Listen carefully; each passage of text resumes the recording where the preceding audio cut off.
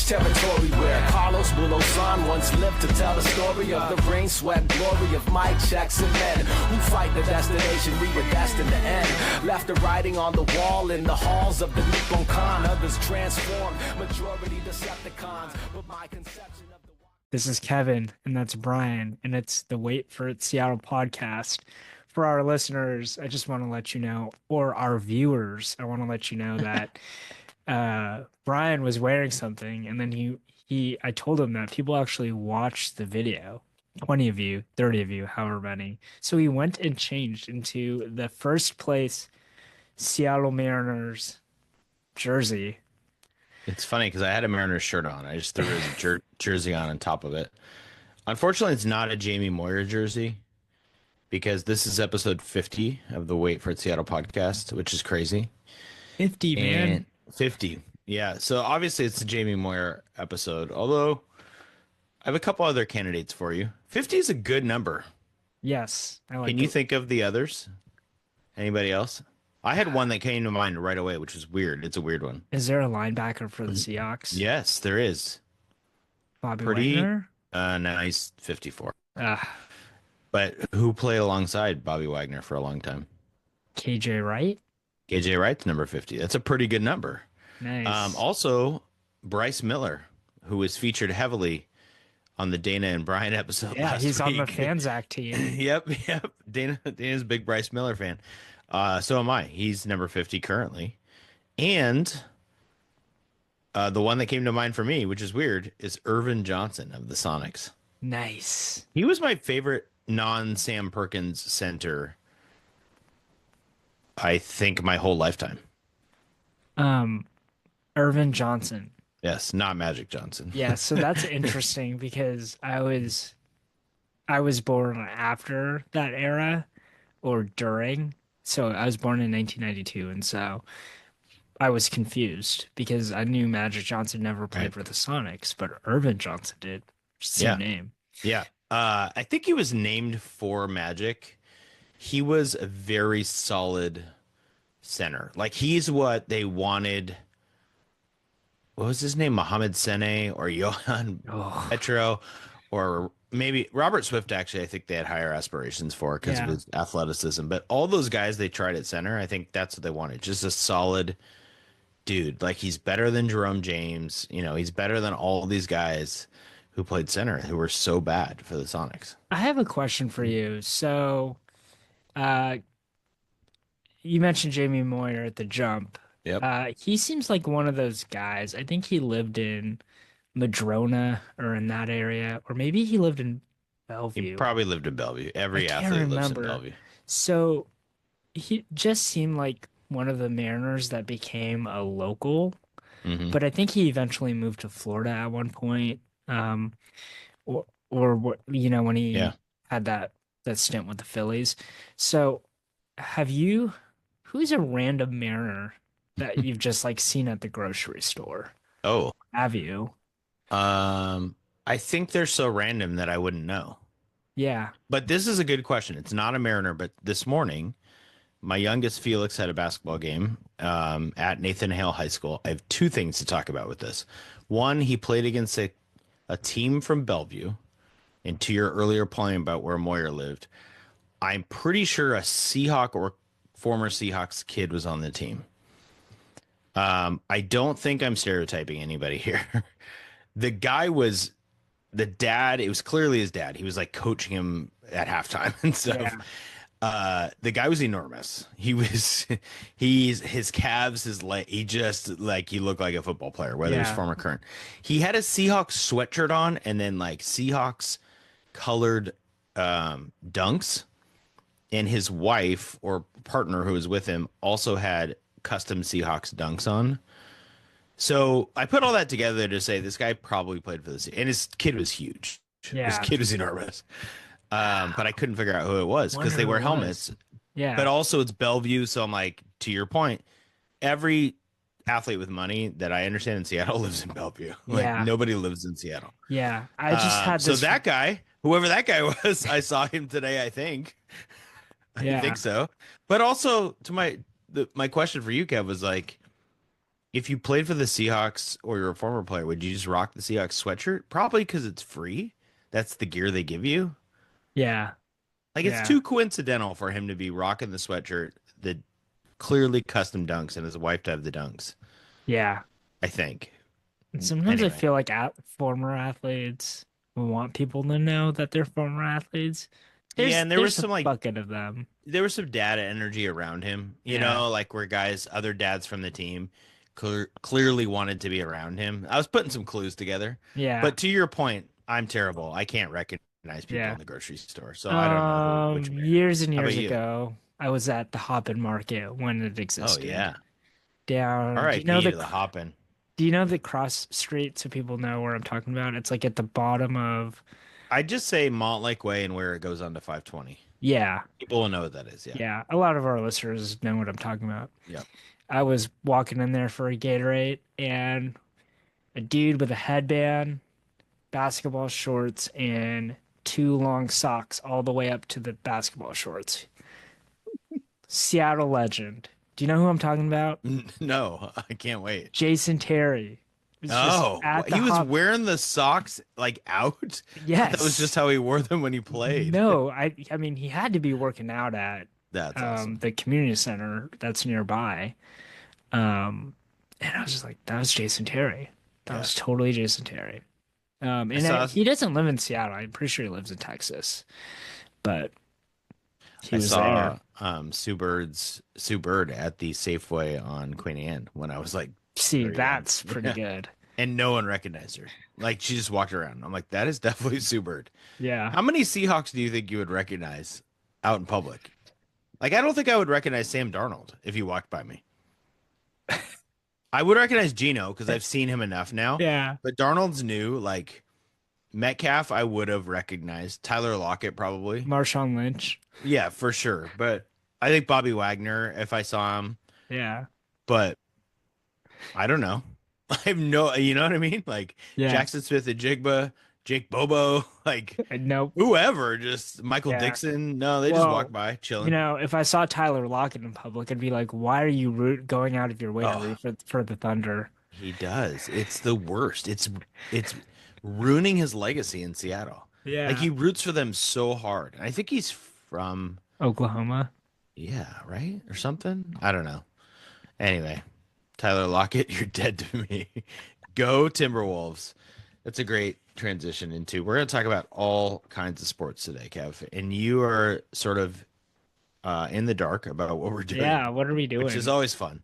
So I asked you to get numbers between 1 and 10 into a cup, and we're going to talk about that in a second. But there's one that we don't pull out because we have Okay. to talk about it, and it's your first place, Seattle Mariners. We have to talk about them separate from the game, from Yeah. the activity. Activity, I call it. Yeah. Uh, Kev, the Mariners just swept the Padres. Dude, it's awesome. Uh Andres Munoz has a 0.00 ERA. Is that still Sure true does. as Yeah. of today? Yeah. And it's May, mid-May. Yep. He gave Get, up a run in a game that they, I think it was an extra inning game. I can't remember now, but it basically was they changed it back to an error later. It's the one against the Yankees, I want to say. They hit the ball to Dylan Moore at first, and he just threw the ball wildly to home plate, and they totally would have got the guy out at home. That's the only run, and they took it away. So he's a 0.00 ERA. we won the Vetter Cup, which I don't Well, understand. What is that? Eddie Vedder, do you know who that is? He's a musician for Pearl Jam. Okay, you're doing better than most of the Mariners. There's been some articles this week where they asked the Mariners like what their favorite Pearl Jam song, and they have no idea. So Eddie Um, Vedder, when he was in San Diego when he sent the demo tape to the other members of Pearl Jam, which included the song Footsteps. I'm getting real deep here. On a demo tape, and then he flew up to Seattle, and the rest is history. So he has roots in San Diego and Seattle, as well as Chicago. He's a big Cubs fan. That's where he grew up. But I think it was just like fans, fun, like back in the day, because this arbitrary Padres Mariners quote rivalry that was created by baseball because there isn't one. Um, they like made something about it. So they called it the Vetter Cup. And then the Major League Baseball like jumped on it. Now there's a trophy involved with it. It's a guitar. And they've like turned it into a real thing. The Apple TV broadcast on Friday kept talking about the Vetter Cup and playing Pearl Jam songs. And Why as a don't Pearl Jam fan, I love it. It's great. Okay. I'm gonna name 5 players that Oh, played for the Mariners and the Padres. And you can tell me if we should instead of naming it the Vetter Cup, name it after one of these players. I'm gonna say no to all of them, but go ahead. Okay, Ricky Henderson played That's pretty good, but nobody remembers him playing for either yeah. team. Robinson Cano, Nobody remembers him playing for the Padres. Mike Cameron. I mean, I love Mike Cameron. He had So. 7.6 WAR for the Padres. Not that Oh, bad. good for him. Mark Langston. I love Mark Langston. You know that. I've talked about that on this podcast. While I'm at it, I'll just name a few others. Ty Ty France. Andres Yeah. Munoz, not technically for the. Yeah, he did actually. Yeah. Munoz. Brandon Morrow. Mm. Miguel Olivo.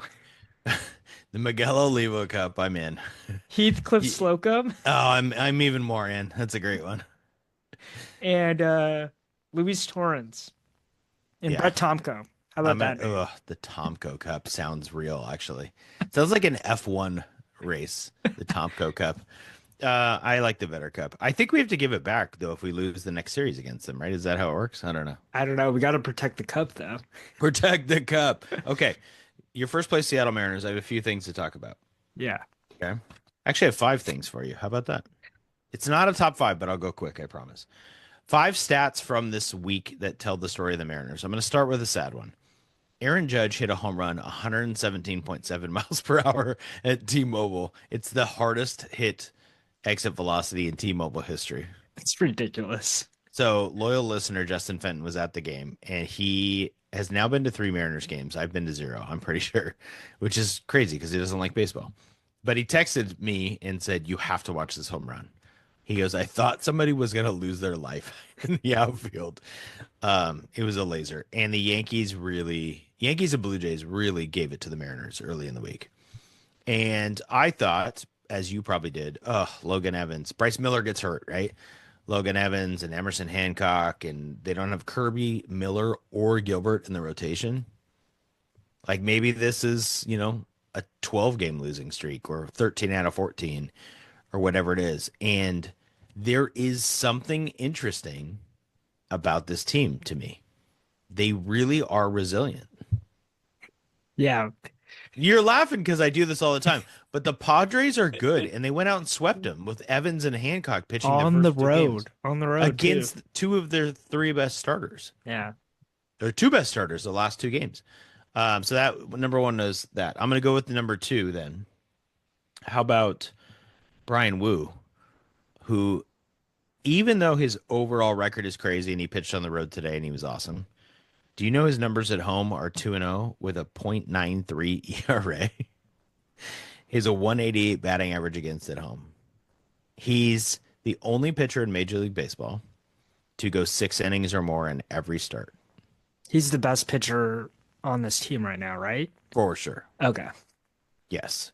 And he's like Tatis had a great quote after today's game. He's just like, his fastball was electric. He was really good. The Padres were really complimentary of the Mariners. I read some Padres MLB coverage, and Tatis was like, they outplayed us. They're a good team. Their manager, Mike Schilt, said they're a really good team. They outplayed us. Like, they didn't make any excuses.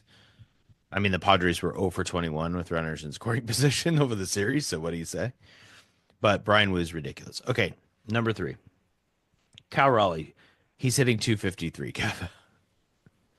That's really exciting. Is this your only Cal Raleigh stat? Did you see the thing I sent you on Instagram? I don't know if I did. Do you want to tell me what it is, or do you want to save it? The MLB account posted this morning a graphic of him, Okay. and it says he's on pace for 55 home runs and 114 RBIs. That's crazy, and I want to talk about that later. I have something for you related to that, but that's insane. He has 15 homers and 31 RBIs right now. Did you see that home run that just kept on going Yeah. up?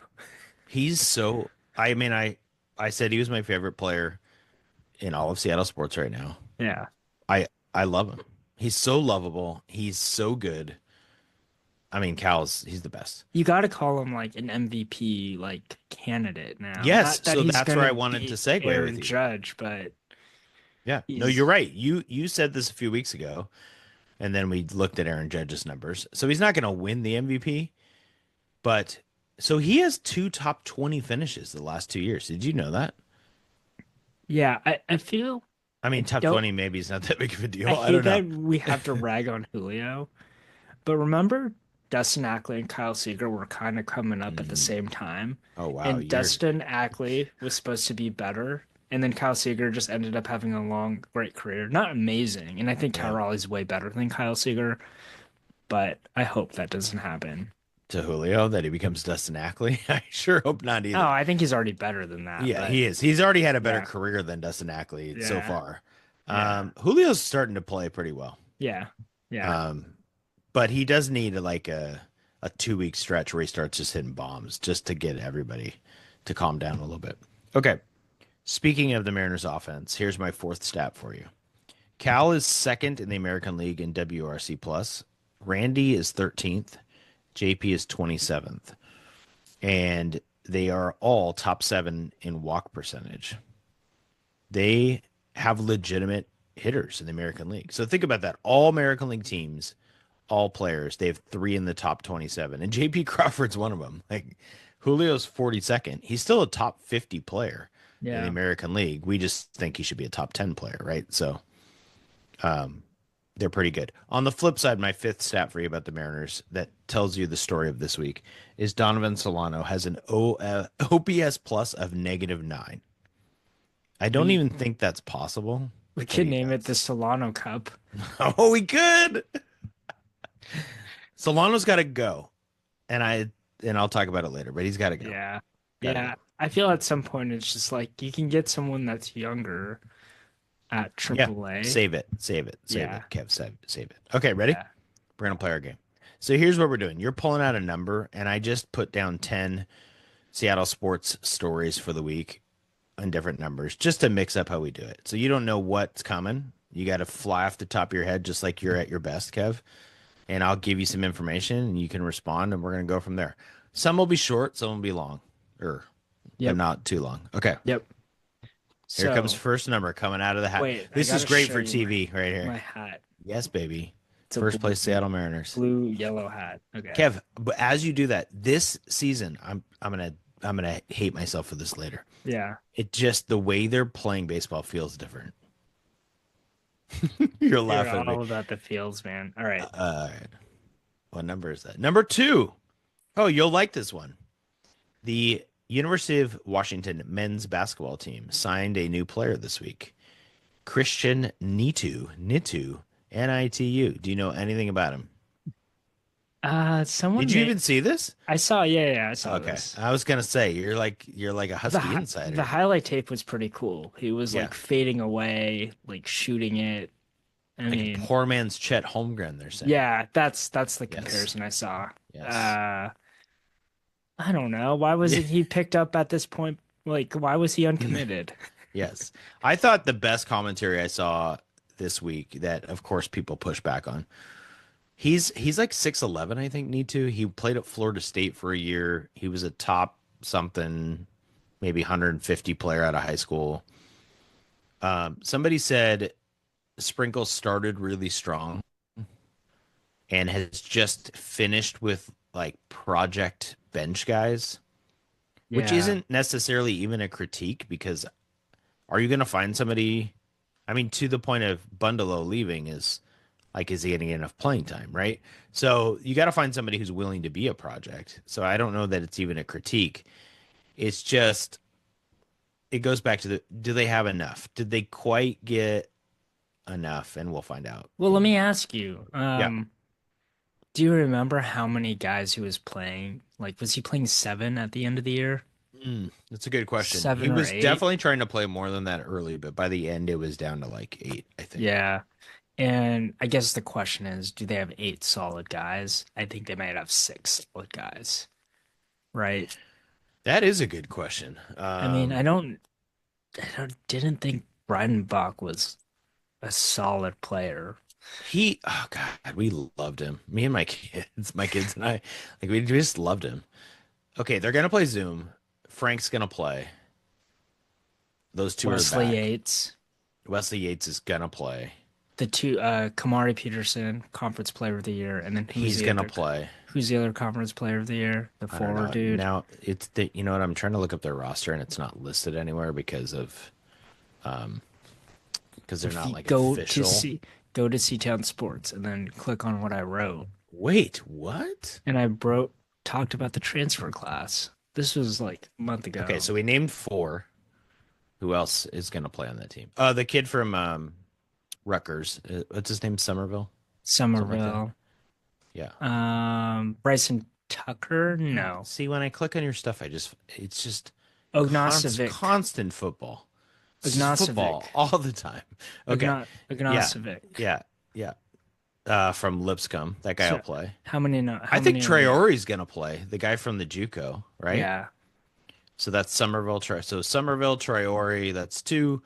Yaxon is three. Gates, Peterson, that's five. Plus Kepnong and Zoom, that's seven. And then Mandaquit feels like he's gonna play that point guard.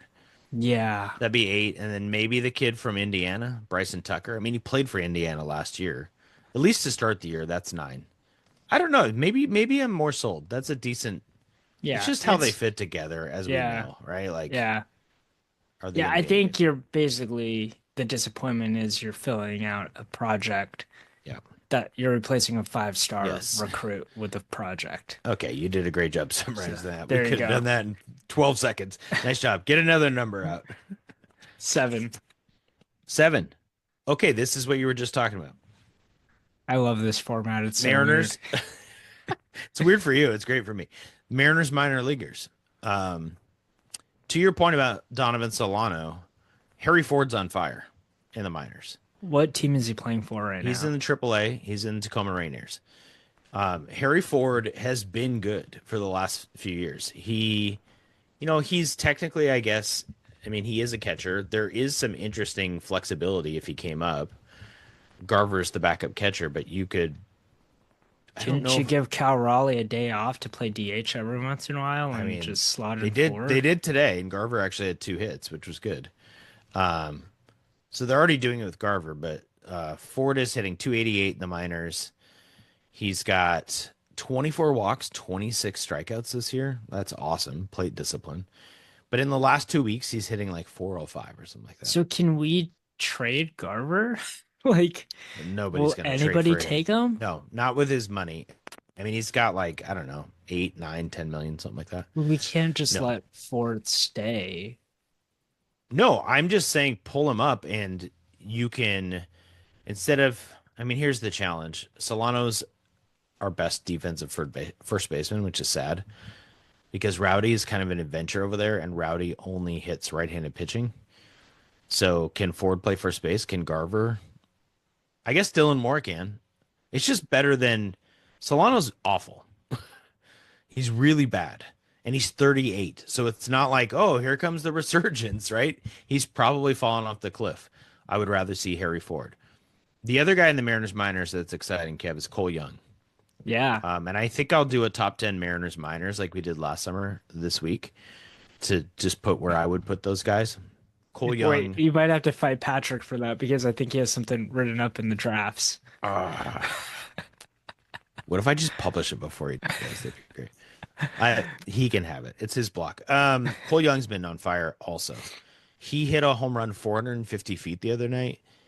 I was watching minor league tape as one does on a Friday night. And his swing is so nice. Yeah. Yeah. And just like, we're running out Leo Rivas every 2 weeks, which is weird. And Miles Mastroboni. And couldn't we get more from Cole Young? It's great. We're talking about bench players now. I love it. No, they wouldn't. But these guys, you're right. You're right. That's probably why they're not up. Yeah. Is you're going to play them every day, like Ben Williamson. Yeah. Or you're going to keep them in the minors. I think the argument's better for Cole Young, even though Solano's worse than the replacements Cole Young would be taking, if that makes sense. Yeah. But Harry Ford doesn't really play first base, so it doesn't help that much. Yep. Um, they have 9 players in the top 100 in Major League Baseball Yeah, of that prospects, place is stocked. and they have the number 3 pick in the draft. Stocked. It's very exciting. Yeah. Okay, that's it. Mariners minors. One. Number 1. Oh, you're gonna like this one. The Seahawks schedule came out, Kev. Yeah. Did This you is big watch the news. schedule release video? Absolutely not. Okay, I do have limits. I am watching Cole Young minor league highlights, but I'm not watching schedule videos. I don't watch the NFL Combine. Wait, I no, no, no, no, not like the video, the ad for oh, the you know, action figure thing. this is gonna make me sound like such an old man, like a boomer. I'm not a boomer, by the way. Yeah. I was like, this is too long. I don't want to watch this. I Yeah, didn't want to watch it, oh my gosh. but I didn't watch it. And there were like Kingdom throwbacks and stuff, It but was pretty funny. no, I didn't. Ah, uh, the amount of time I spend on the internet on my phone, you think I could have, but no, I didn't. there was a part of it where they talked about the kingdom and the troughs, Yeah. and I don't know, there's something about sporting events and nostalgia. I think about my dad, Yep. go take him to the game, go to Husky Stadium, go to the kingdom and the trough. It's an Yeah. experience. I'll just leave it there. Yeah. They I don't bet make them anymore. Jim's thinking of you right now, and he's so proud that a trough really made you think of him. I mean, Um, I think the Stanford Stadium has them, but that's it. Maybe the uh, Rose Bowl? well, I'll tell you where else has it. Highline Memorial Stadium, That is which is correct. where I went to a CYO track meet today, and there was a trough. So there you go. Do they have them at West Seattle Stadium still too? I have not been in the bathroom in West Seattle Stadium in a long time. I have been to Memorial Stadiums, which is a trough wall. You know what I'm talking about? Yeah. We're getting way too much. But just imagine a long wall with a tiny trough at the bottom. That one's even weirder and grosser. All right, So, listeners, comment down below with your favorite trough in Seattle, past or present. Continue. perfect. I mean, Kingdom's number 1. It's Yeah. number 1. For Okay, so schedule release. sure. Yeah. I So, was- okay. Can I was listening to KJR and they predicted the entire season. I'm interested to hear what your record is. Yeah. So I was going to give you something related to that. I believe they're over under Seven in and a half. Vegas. Is it 7.5? I thought it was like Did it okay. move? No, I think you're right. I think it is 7.5. Yep. So 7.5 seems low. Am I crazy? No, that's very low. I think some places it might be 8.5, depending on how conservative they want to be. Is 8.5 too low? No. Probably not for Vegas, right? I mean, maybe for Seahawk fans, we think they'll be. Yeah. I'm guessing most of us are going to say over, but it's probably a great Vegas line. They open with San Francisco at home, at Pittsburgh. That's fun. New Orleans at home, at Arizona, Tampa Bay at home, at Jacksonville, Houston at home. That's before the bye. I'm gonna say that's 7 games. 5-2 would be incredible. 4-3 is probably a positive, realistic outcome. Right? Between San Francisco, Pittsburgh on the road, at Arizona, Tampa at home, Houston at home, there's probably 3 losses in there. Yeah. Then they go to at Washington, which is tough. Arizona home. They finish though. They have a nice stretch where they finish at San Francisco, which sucks. But before that, it's at Carolina, Rams at home, Colts at home, at Atlanta, Michael Penix. They've got Tennessee on the road, who will have Cam Ward at quarterback. Could be good, could be bad. Yeah. I mean, I just think I'm hoping for 11 wins, but that might be aggressive. Yeah. I think they should win. I think their goal should be to win the NFC West. Yeah, which is who knows. Yeah, I mean the Rams were awesome last year. McVay's amazing. The Niners definitely took a step back because of injuries, but now they can't afford everybody. They've already traded people away. The Seahawks should have a better defense in year 2, and I mean if Bradford's the same as Geno, but they commit to the run and they have a better offensive line, Yeah. I'm going to go 11 wins. So Also, we could split with the Cardinals this year. Kyler Murray's not bad, right? yeah, Those right. are losable games. The only thing that I want to point out about the schedule is that there isn't this horrific stretch at any point of the It's a good season. point. Yeah. And I think that helps. But Yeah, they've had that in the past, right? Where they've had like this last year, I think they finished. It was tough. That Minnesota were um did I did I call him Sam Bradford earlier? yeah, I was confused. You meant Sam Okay. I Darnold, meant right? Sam Darnold. I'm like, Okay. why am I stuck on Sam Bradford? Sam Darnold. See, I couldn't recognize him in a grocery store because I don't even know his name. Darnold torched the Seahawks, right? They played them. They won that terrible Bears game like 6-3 on the road. They had the Rams and the Niners. I think the Packers. That was all in like a stretch. And you're right. This year, okay, you go San Francisco, Pittsburgh to open, but then you have New Orleans. I You mean, know, I think the worst part is the end of the season. but even Host the there, Rams yeah, at yeah, Carolina, yeah. at San Francisco. Yeah, you're right. That But Carolina game in between is so nice. It's yeah, so nice. it's a road game, but it's better than Yeah. other road games. So I'll take it. You know what? The hardest might be out of the bye. Right before the bye week, they have Houston. Then they go by at Washington, Arizona at home, at the Rams. That's probably their hardest stretch. Yeah. And then they have at Tennessee, and then they have Minnesota at home and at Atlanta. So that's probably, but having a bye week there is great. Houston, I think it's Monday Night Football, and it's at home. Also, a 7 p.m. start on Monday Night Football, which is awesome. I saw some people pissed online because it's on ESPN Plus. Yeah. The NFL owns.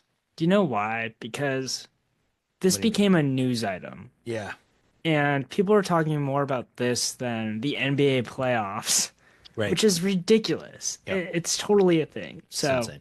whatever. New All right, number new number. 3. Seattle Storm. I watched the game last night. Okay, I wanted your. I had written down Kev's takeaways from the game. I didn't know if you were Yeah. gonna watch, but Yeah. I'm just gonna let you go because I well, will get too Yeah. mad. They played Malonga, which is what stood out to me. I Well, don't how know. many minutes? 10 minutes. 10 minutes. By the way, in my preview, I said the shoe would play 10 minutes. Yeah. You just have to. So they got to treat her. I think the best way to do it is like Damon Williams, kind of just put her in low leverage situations, or let her play when they're getting blown out. She should have played longer because they started to get blown out. Sure did. So that's point number 1. Point number 2 actually came from someone that wasn't watching.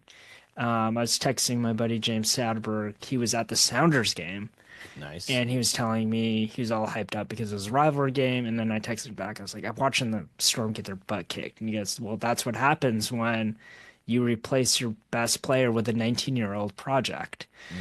And I just kind of thought that was true. And then when I thought about the game, I looked at them and they don't have a perimeter scorer. And it's a huge issue, I think. They don't have someone they can give the ball to and have them just score. So that's my takeaway. I think you have solid players, you have a solid front court, but I mean, what's her face is a distributor.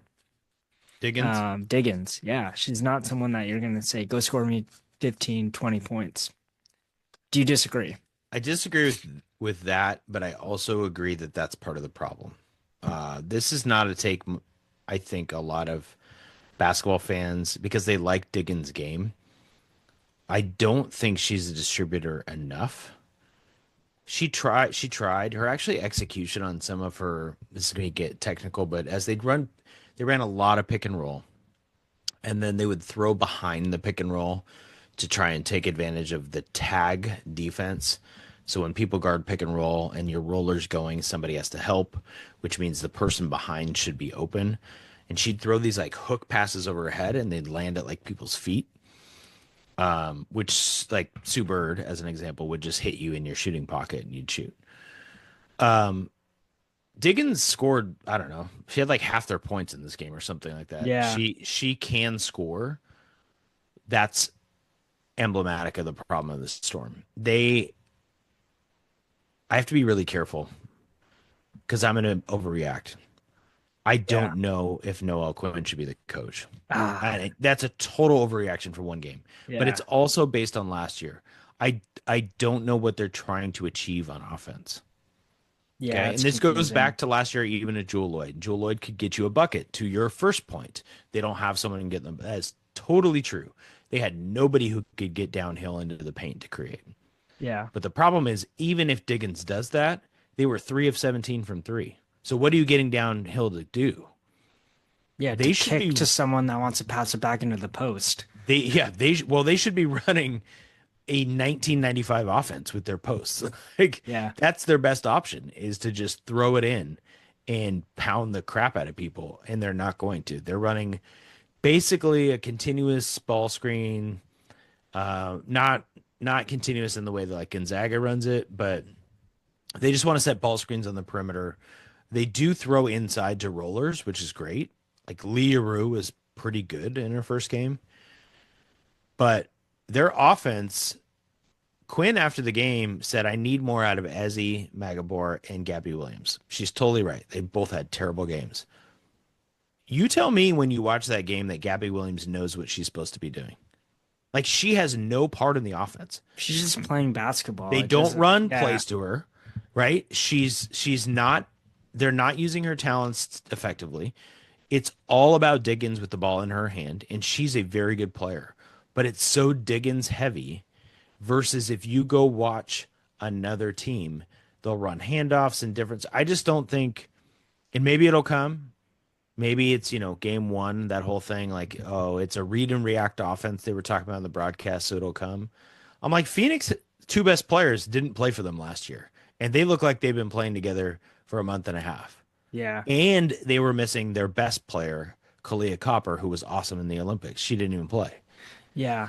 So take that and throw it in the garbage. Like, they need to be better, and hopefully they are tomorrow against Do you want to Dallas. know something mind-blowing? Please tell me. Skylar Diggins holds the single season assist record for the Storm. From last year. Yeah. Yeah, she had, Yeah. and that's only mind-blowing because the best point guard ever to play in the WNBA played for the Storm and never, like, Diggins. And I think it's because Bird was a better scorer. But I don't understand. No, I think Diggins is a better scorer than Bird, actually. But I think it's because, to my point, the ball's in her hands so much. Everything is through her. Whereas the Bird Storm teams, just think about the recent ones. They ran stuff through Brianna, then they'd run stuff through Jewel Lloyd. They'd have, Alicia Clark. They were just had so many multiple options. Yeah. This team is so Diggins heavy with the ball in her hand that it's like a Luka team, but Diggins isn't Luka. And they don't have the shooters around her. Yeah. Like it'd be one thing if you had just shooters in the corner and she was diming them and hitting. I don't know what they're trying. It's really frustrating. I hope they play better tomorrow, and I actually hope I'm wrong. But I would change my prediction to be more negative after watching the first game and say this team might end up with an okay record, but they're going to have a different coach in the second half of the year. Yeah. That's my we hot gotta get your mom on after a couple games and get her take. Yeah, well, she was great on the podcast. She did tell me, she texted me immediately afterwards. She was like, what do you think? What are your thoughts? I was like, they were awful, awful. She said, I agree. I hope they play better on Monday. She always goes optimist at the end. So there you go. Yeah. All right. Another number. Let's go. 6. 6. This will be quick. I don't know if you noticed this. Did you know the UW women's basketball team actually lost a basketball player? Who'd they lose? So they lost a recruit, not a current player. Oh, I saw that. So Bryn Martin, who's a top 100 player, decided to ask for her release. They gave it to her. Similar to Bundalo, right? But Bundalo's a higher recruit. Or Bondalo. I don't know how to say his name. Bryn Martin, I think it kind of makes sense. I'm guessing when Avery Howe committed, that's when it started wheels in motion for Bryn Martin to say, wait a second, I'm not going to play on this team. Yeah. Yeah. So, I don't think it's a big deal. You don't. No. I don't think she was in the rotation. I think they have the big I never remember how to say her name, from Gonzaga, not from Gonzaga Prep, Central Valley. Bryn McCoggery, but that's how it's spelled, but that's not how you say her last name. She'll play. they returned their whole roster except for right Daniels we talked about and EK the bigs, but Yep. they got the other transfer bigs. So they have two bigs who come in the rotation, and you add Avery Howell. I don't know that any of the recruits, even if they're top players besides the big, are going to play. Yeah.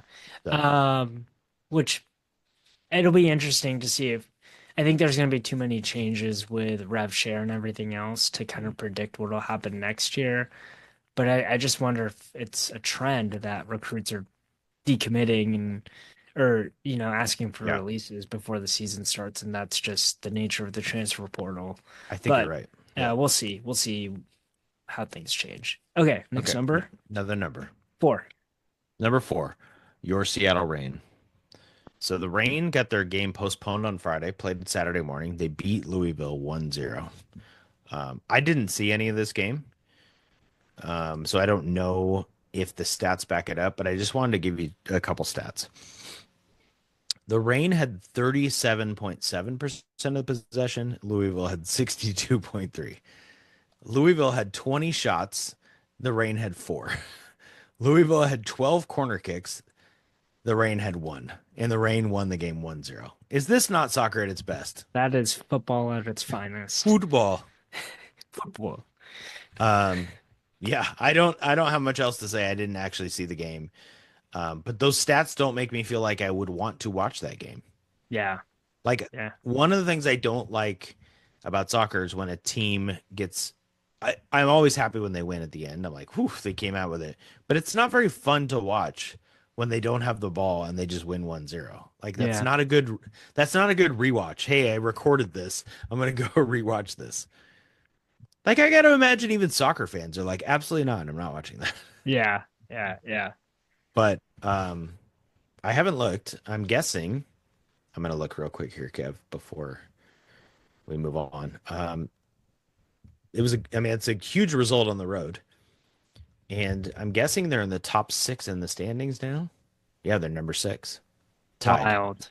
with the Angel City. They're only 2 points behind Portland, Orlando, and Washington. 3 points behind San Diego for second place. And they're in the mix.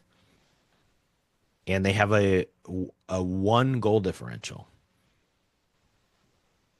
They've scored 8 goals on the year. They're They've watching only every given up game. 7. They've only given Yeah. up 7. I'll tell you what. My son Felix, who I mentioned before, is pumped for this weekend because you know who's coming to Lumen Field is Trinity Rodman, and he's a big fan. So that's a mom-son date. I was told I don't get to go. You have to watch at home. Yeah, I was told I just don't have a ticket. Fake podcast. It's Fake cool. podcaster. Yeah, it's really cool that I got the season tickets for our family and Yeah. pay for them, and I don't get to go. But I guess you do Yeah. that for your kids. So Yeah. all right, give me That's great. another number.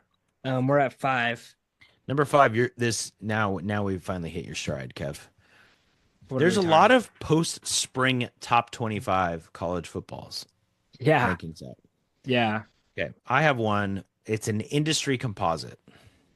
Which means they took Whoever made it, which I think is the CFB Edge. I don't know. They're always on my Twitter. yeah. And they took as many different post-spring top 25s and put them in a composite ranking. So Penn State number 1. Huskies don't play Penn State this year. I have that correct, right? Thank goodness. Yeah. No. Texas 2, Clemson 3, Ohio State 4, Georgia 5. That's the top 5. They have the Huskies on the just missed line, not in the top 25. Yeah. First question, is that accurate? Should they be in the outside the top 25? I think that's accurate.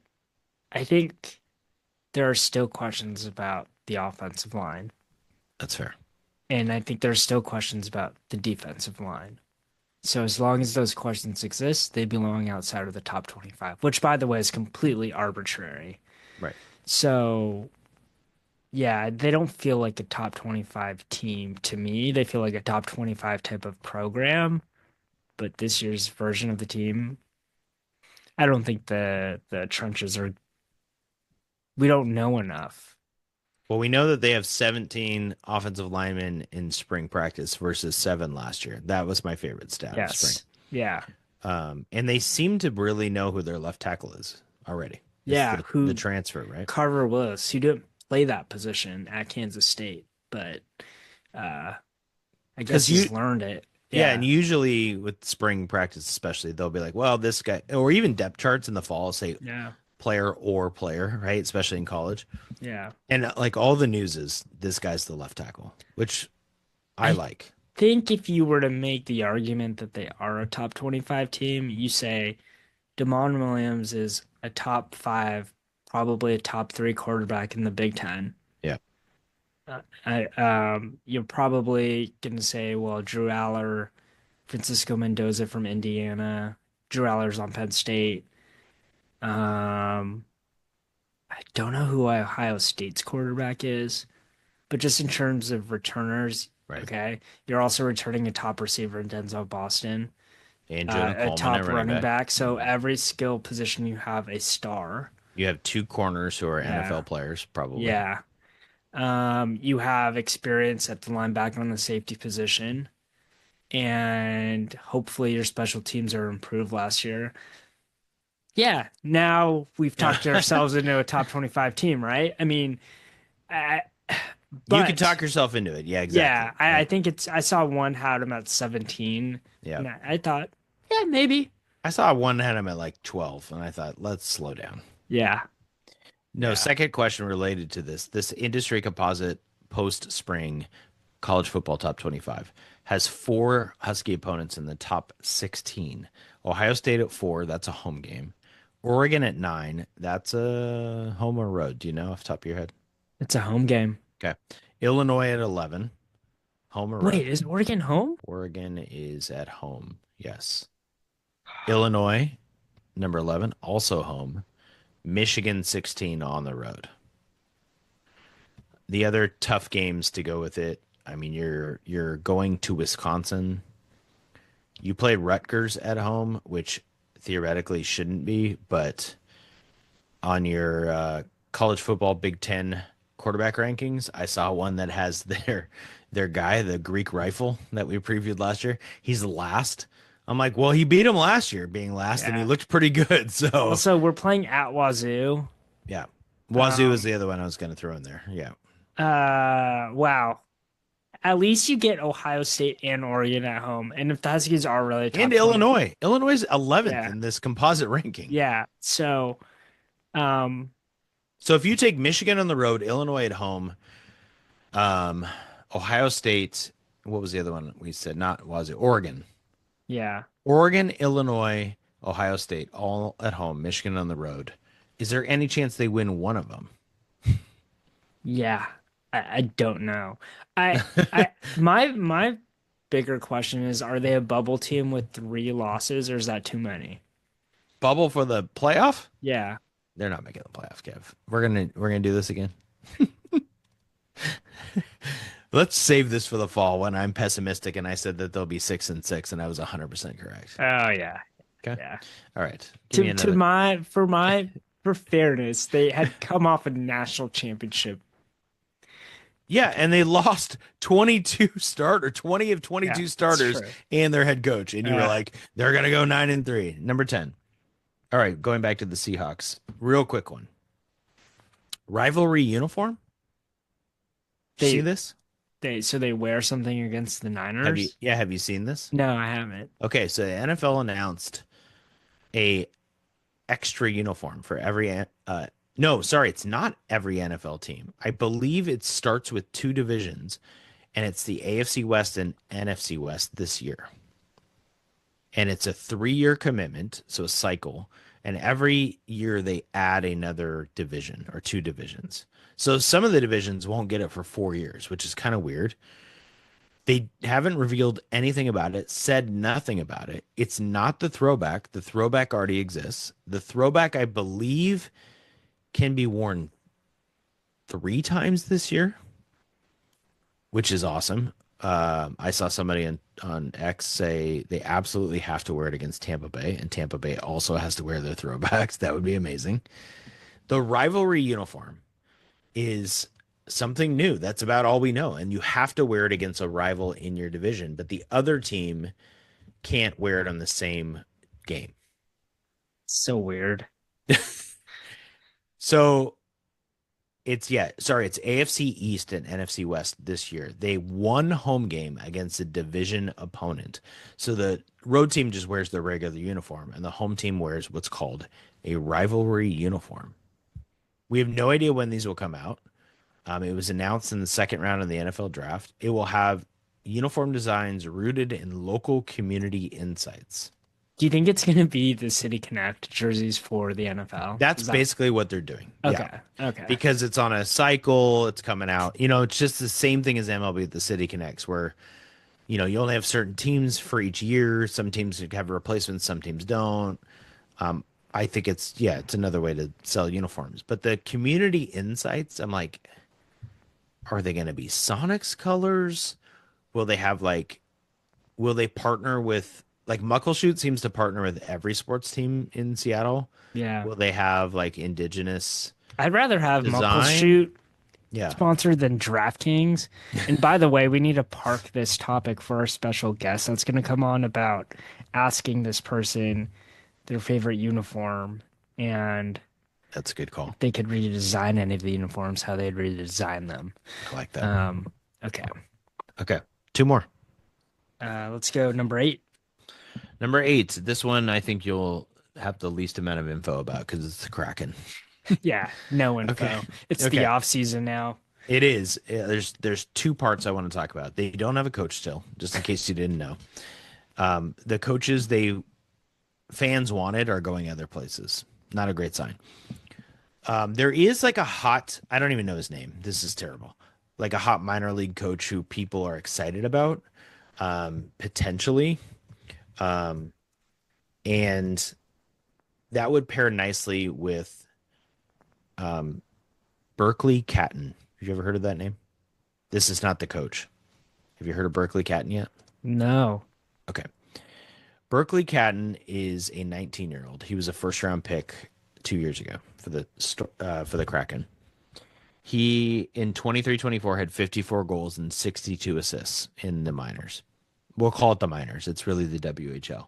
Yeah. Last year, 38 goals, 71 assists.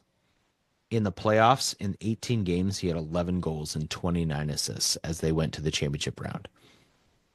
Those are stupid numbers. He's 19 years old. He might be what, how I like to get excited. Yeah. He might be what we wanted in Beniers and Shane Wright. I mean, it's exciting. So if for those fringe Kraken fans, he's 19 and there's talk that he might make the roster next year. So he'd be maybe 20 years old. Oh, hockey got Kevin to yawn. That's perfect.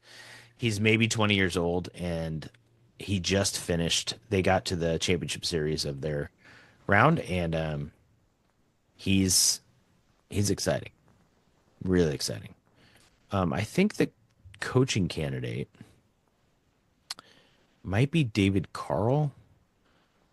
He's really young, and he's the coach at University of Denver, so he's a college coach. So there's some idea that if Berkeley Catton comes up and you have Beniers and you have Shane Wright and you have all these young guys, that go get a young coach to go with him. But that was kind of the thing with Dan Bylsma. He was in the minors with the Firebirds, and then he came up and they fired him. So, Yeah. any thoughts? Zero thoughts? No thoughts. I just drew a comparison between the Kraken and the Thunder, who have done this youth thing. Yeah, The Thunder, they can did. rebuild. yeah. They've done it 3 times now.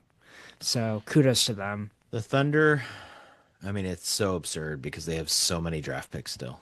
Yeah. They have all the capital in the world. to Is keep Sam going. Presti still the GM? Yeah. Wow. I remember when he got hired by the Sonics, and I'm like, it was a great hire. Everyone was excited. They got Durant, then they got Westbrook. I mean, we knew they were gone when they got Westbrook. They got Yeah. Harden. They built something, then they blew it up, and then he just did so many smart things. He's so good, and makes me sad. Okay, last one. Sorry. It's number Guys, 9. I am wearing a Sonics sweater right now, just to let you know. So I'm not a Thunder fan. Okay, number 9. Number 9. I debated having a Sonics related one because Silver hinted towards summer expansion talks, but we're gonna save that. You look great. The Sounders had 2 matches this week. Yeah. They got absolutely torched by the LAFC, which I think I said on this podcast Biggest last week. surprise of all time. Yeah, that's all they do is get torched by LAFC. But then they tied the Timbers 1-1 on the road, so that was nice for a rivalry game. I think they're just exactly where they always are. When does Jordan Morris come back? That's a great question. Hopefully soon. Yeah. What do you think? Any guesses? MLS. They said he started working on this side, so he's probably a few weeks away. By the way, does Miami On play- May 1st, they said miss another 6 weeks. So, like, yeah, I'm guessing. I actually think we're probably looking at July by the time he comes back. They'll be conservative. Are you gonna try to go see Messi? Does he play in Seattle? No, he does not. Okay, so he played in San Jose last week, and he was staying like kind of near us. You lived in Santa Clara, Yeah. near the fancy mall. What's it called? Oh, yeah, I don't remember what it's called, but you're right. Yeah. Yeah. So he came out the balcony like he was Pope Leo the 14th to like wave at people, and he's like wearing his. Oh, I saw a clip of this actually. I didn't know that was and in people San were Jose. cheering at the bottom, and he's just waving down on them like he was the Pope. It was great. That's amazing. Yeah, because San Jose's got a lot of soccer people. But I thought that was pretty cool. I don't think they play Miami this year. That's so weird to me that the MLS can fail like that. Yeah, well, they don't even play them on. Oh, they do. Here they go. They play on the road Okay. at Miami in September. So I think, yeah, you have to play everybody once, but they don't play. They didn't play Miami at home last year. Since Messi's been there, they haven't played Miami at home. Which So kind of sucks because you don't know if he's gonna be there next I don't year. think he would come anyway because of the turf. He doesn't like to play on turf. Oh God. It's a big thing. He's not the only one. There's people who think the Seattle turf sucks and they don't want to play on it.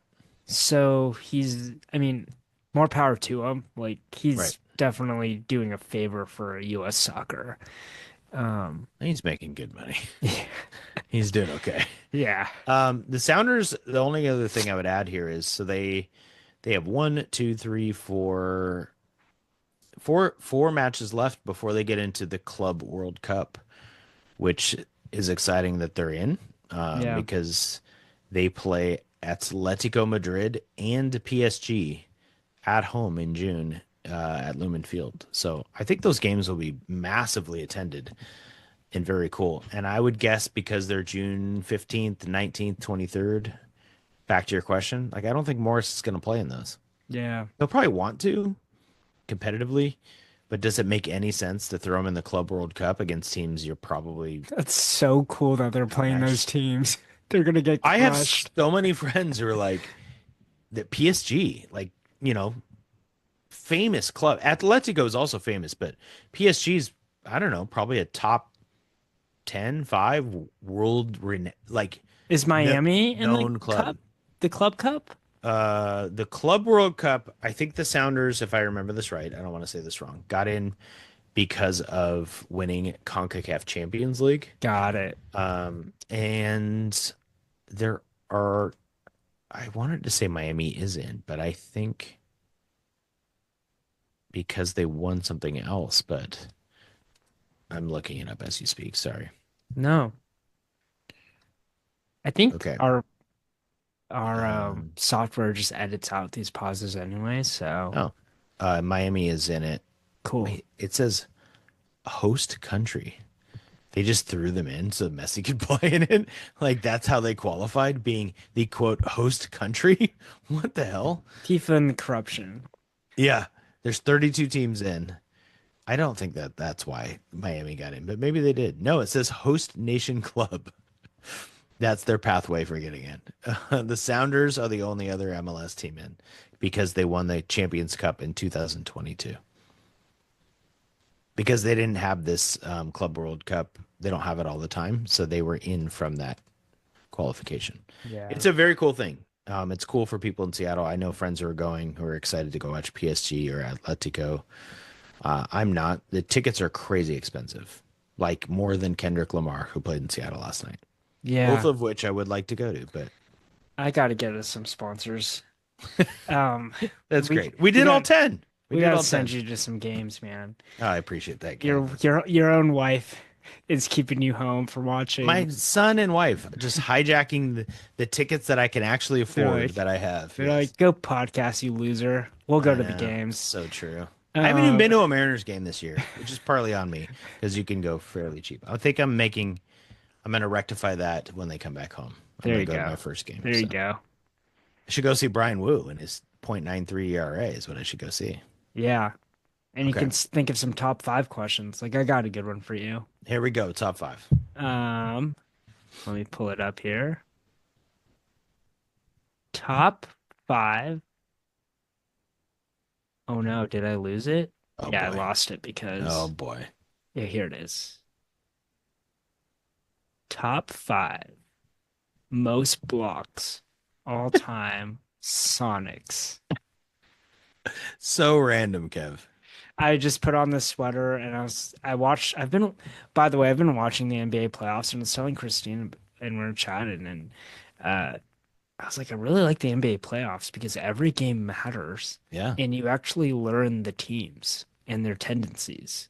That is the And second part is why I like it so much. every game, every night there's a game on. Yeah, that's fun. And Even so, now, the yeah, Eastern Conference and Western, well, starting on Tuesday, will alternate every night, which is great. yeah. And they're So, fun series. Timberwolves and Thunder are fun, but Knicks Pacers, like Kev, for somebody my age, like there's so many Sunday morning like memories of Reggie Miller against the Knicks. yeah. I was gonna say you're old, but um, go ahead. Well, we'll Most see how old I blocks. am. I'm just Most blocks. career No, yeah, career for the Sonics. Sean Kemp, Yep, number one, 959. Jack Sigma. Number two, 705. Let me think. I'm not saying I want to say Perkins, but I don't know if he'll be on there because I don't think he played quite long enough. I think The- these three are gonna be hard for you. Okay. I'm gonna go Lonnie Shelton. No, Okay. That's a X, huh? Okay. Um, Marvin Webster. no. What? All right, Oh, I number suck three. at all top fives. Alton Lister, 500 blocks. That's disgusting. Number That's four, gross. Tom Burleson, 420. Yeah, I wasn't gonna get that one. And number five, Derek McKee, Oh. 375. I've talked about Derek McKee on the podcast before. He's one of my like underrated favorites. I wouldn't have guessed Derek McKee was number 5. Where's Perkins on that list? I don't know because You I just only have have top the five. top five. You know what? Yeah. He didn't even try. Although somebody might say I didn't try because I didn't do it. Although pulling out Lonnie Shelton and Marvin Webster should give me like a bonus point. Yeah. You don't have a even know who bonus. those people are. So. No. Okay, great. All right, here's mine for you. Mariners related. And then I'm going to finish with a Mariners fun fact. But it's not related to top 5 because I love the Mariners, as we've talked about. All right, Cal Raleigh. We talked about this earlier, and you said he was on pace for 55 home runs this year. Which is not even close to the steroid era, but continue. No, but it would. I believe it would set a Mariners record because I think the record is Griffey at 54. Oh. So that's incredible. Yeah. But that's not what we're going to talk about. He has 15 home runs right now. There's 73 games before the All-Star break. Okay. Yeah. Let me just start with this. How many home runs do you think he'll have before the All-Star break? 15 right now. July, 73 games left. If he hit one basically home run, 2 months. if he hit one home run every 3 games, that's pretty aggressive. But that would be like 20-ish more home runs. I think he's got like 7 to 8 home runs. That's Which it? sounds awful. 25 home runs? Yeah, okay, let's say 25, right? Yeah, 10 more home runs. That would put him in the mix for my top 5 category. Most home runs by a Mariners player pre-All-Star break. Okay. Okay. So we're going to do 2 things. You have to name the 5. It's more than 5 spots because one player has the top 4 and you're going to get it. Yeah, Ken Griffey Jr. Okay. Ken Griffey hit 35 in 1998. Yeah. He had 33 in 1994, which are both top 10 in Major League Baseball history, by the way. Yeah. before the All-Star break, 30 in 1997, and 29 in 1999. So that's crazy. Yeah. But now you think about Cal Raleigh at 25 and Griffey's fourth best at 29. Now you're like, whoa, Cal Raleigh's having a season, right? Okay, you got to name four other players who are in the top. It's really top nine, but if you take Griffey out of it, if you just go by name, A-Rod. A-Rod's next, 27. He also had 24 one year. Yeah. Nelson Cruz is on there. Nelson Cruz barely made it. He had 23 in 2016 before the All-Star break. Cal's at 15 right now, Kev. He's gonna 23 seems reachable. Yeah, he's gonna get there. Because Okay. I said 8, right? Yeah, so so I need two more. Or you Yeah. said it's You need two five. more. You have Cruz, A-Rod, and Griffey. There are two names left that technically are top nine, but top five names. I think Brett Boone. Brett Boone, you nailed it. Well, you're much better at this than I am. He had 24 in 2003. Oh, I thought it was gonna be 2001. One more. Yep, that's how it works. Really want to say Robinson Cano. I really want to say, but I know it's probably Richie Sexton. Oh, that's a good guess. It's not. That's like my Marvin Webster guess. God, he hit a lot of home runs. The last one is somebody you can get, but also somebody. Don't tell me because I want Okay. to go for it. Okay. I really want to say Jay Buhner. Oh, that's probably who I would have guessed. No, he's not on that list, which is weird. It feels like he would be. In the 90s. I feel And like. neither is Edgar, right? Yeah, I see. That was the other person I kept on thinking about. Who is No, it? it's Raul Ibanez. Yeah, that makes sense. In but 2013, he had 24 before the All-Star break. That's crazy to me. Isn't that nuts, though, that Jay Buhner and Edgar are not on that list? And Raul Ibanez is. It's kind of like the Skylar Diggins stat. So Yeah. weird, but it makes sense. I had this up before I had to restart my computer. That was a great top 5. Oh, yeah, thanks. I bet you if we ran back the tape, I bet you I've won more top 5s than you. Yes, I agree. And also, I feel like that makes you feel too good. I don't like it. It could be the ones I ask you, not to Yeah. make excuses, but this is good. My wife always says when somebody makes an excuse, it's like when you're playing video games and you say, I have Pepsi on my controller. Do you... My buttons aren't working. That's like me right now. But I feel like mine are sometimes more attainable than There yours. is. Although Blocks in Sonic's history is completely fair, I will say it's a It completely was so fair. vanilla. Yeah, it's so fair. The names were not fair, but it was fair. Whereas the Mariners names I gave you are like among the 10 most famous names in Mariners Yeah. history, probably, right? Yeah. It was Yeah. good. It was good. Um, What was the fun fact about the Mariners? Cal had 20 before the All-Star break last year, by the way. Yeah. Um, He's gonna get to 23 or 25. I'm trying to find to see if Buhner or Edgar. Okay, here we go. I found it. Edgar had 23 one year, so he was actually tied with Nelson Cruz. I didn't know that. And Jay Buhner is tied with Nelson Cruz. Okay, so I actually got So it. you actually won. You did Yeah. it. Oh, I shouldn't back have the looked. tape. I shouldn't have looked this up. This is the worst. Okay, before we go, and the Mariners play 3 games against the White Sox, which means they'll probably get swept. Just knowing Seattle sports history. The Mariners have faced Hunter Brown, Jacob deGrom, Nathan Eovaldi, Max Fried, Garrett Crochet, Tarek Skubal, and Michael King this year as starting pitchers. Yes. What is Those their- pitchers are all top 20 in Major League Baseball in ERA. Yes. And in those games, they are 7-1. Amazing. They lost to DeGrom once. They beat him the first time. Nick Pivetta, who they beat today, was in the top 20 until today as well, and they beat him. This is part of my rant, rave, whatever you want to call it, for why I think this Mariners team is different. In that, when they would win 2-1 or 3-1, you'd be like, okay, is this pitching going to last? The bullpen can't last. Munoz is going to blow a game. All that's going to happen. They get hits against really good pitchers this year. You know who Maybe else, it's the home runs. I don't know. Yeah. But Yeah. Eventually we'll stop talking about Edgar. but he also got hits off of really good pitchers. He did. He did. Yeah. So did Kevin Seitzer back in his Royals days, the actual Mariners hitting coach who you always try to ignore. Yeah. Shout out to Kevin Seitzer. If you want to come on a solo pod with me, I'm happy to join. Join with you. Edgar, you can come on my pod. We'll see. Oh, damn it. All right. Well, episode 51 next week, which means we're only 2 weeks away from our 1 year special. 1 year bash. It's going to be a bash. See everyone next week. Bye. See ya.